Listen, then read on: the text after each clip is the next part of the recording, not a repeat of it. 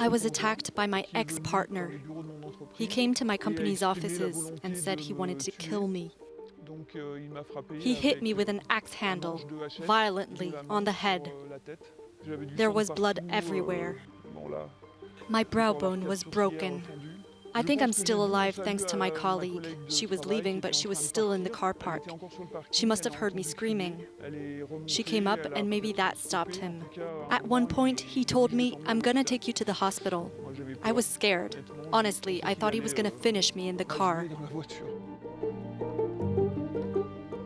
Evelyn's story, that's not her real name, is just one of thousands to come out of this pandemic. In normal times, 1 in 3 women are reported to suffer violent abuse from a partner, ex-partner or a family member. On average, 100 women die every day killed by someone they know. The lockdown has led to a huge explosion in violence. In some European countries, abuse has risen by a third. It is difficult to get a clear picture on how the pandemic has affected domestic violence in Europe. The data are not collected in a systematic manner. In Italy, the country's interior ministry reported 11 killings in 11 weeks of lockdown. 27-year-old Lorena, a trainee doctor, was killed by her boyfriend, a nurse, who accused her of infecting him with COVID-19. 4 women were killed in Spain during the confinement. Here in Girona, people mourn the death of one of them. Since January, 20 so-called femicides have been recorded. In France, only 20% of victims of domestic violence decide to file a formal complaint. Many of them say they don't feel the authorities give them the support they need. Evelyn's abuser was released 2 days after the attack, leaving him free to roam for 1 month before trial. Have any concrete measures been taken to ensure your ex-partner will stay away from you? He's not allowed to approach me or contact me in any way at all. But other than that, it's just down to his goodwill. It's not enough. Is there anything about the legal process that has shocked you? The voice of the victim is not heard in any way whatsoever. Decisions have been made without warning me in advance, and once they were taken, without ensuring my safety. That he was freed without your knowledge? When they called, he was already free. Anything could have happened.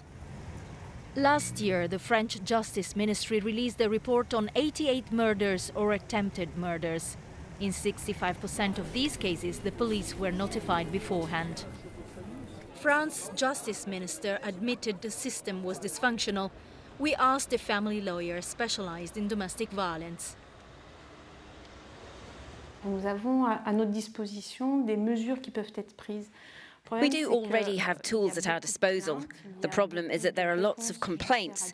There are a lot of legal paths that can be taken, but very few people to deal with and respond to these complaints. There is a lack of human and material resources to protect abused people. Faced with a rising number of femicides, France saw a wave of public protests in 2019 and responded with a national debate.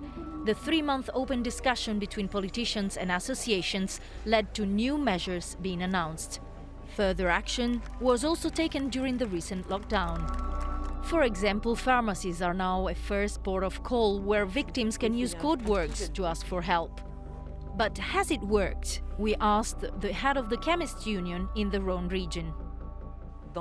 In my pharmacy, we've had no cases. I asked my colleagues in the Rhône, and they had none either.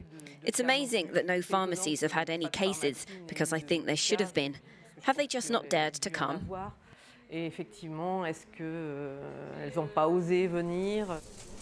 Reception points have also been set up in some supermarkets across France. In the Lyon region, only one of these was opened. Despite still being on the government's website, it closed when the lockdown was lifted and was not easy to find. In contrast, charity hotlines have been submerged. In Lyon, the women's rights group Vifil received over 1,000 calls during the 7-week lockdown. 230 women had never contacted the association before. There are not enough emergency shelters for women. Nevertheless, during lockdown, many resources were made available by the state, regions and individuals. The state has opened 60 extra units for women who are victims of domestic violence. So we did have some solutions which we don't usually have.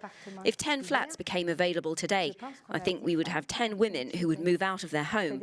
This means during normal times, some women just stay at home, sometimes because there is no option in terms of accommodation. France is not alone.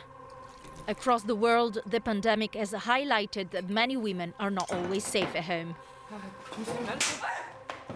In Europe, work to change legal procedures, improve police response times and increase service to keep women safe is accelerating.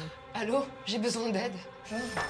34 member states of the Council of Europe have already ratified the Istanbul Convention, which provides a comprehensive list of measures to protect women. So the momentum is definitely there, but what about the tools to tackle domestic violence? In recent years, we've seen quite a wide change in national legislation, more and more specific criminal offences being introduced. And many state parties to the Istanbul Convention, there has been a real process of assessing whether funding is sufficient, whether services are sufficient, or whether new services need to be set up. So many countries are now introducing sexual violence services that did not exist before. Despite the pressure brought by the pandemic, Hungary has refused to ratify the Istanbul Convention.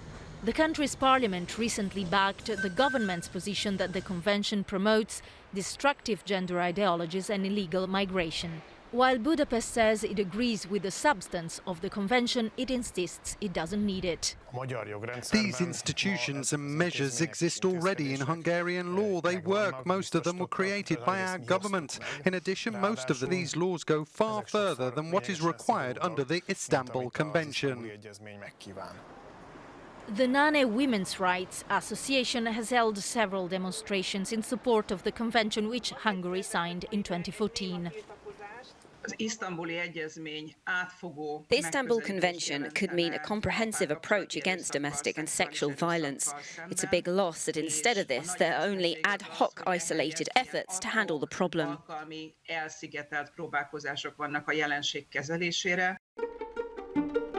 Victims and those at risk demand their voices heard, not only to save lives, but also to get their balance back in these uneven times.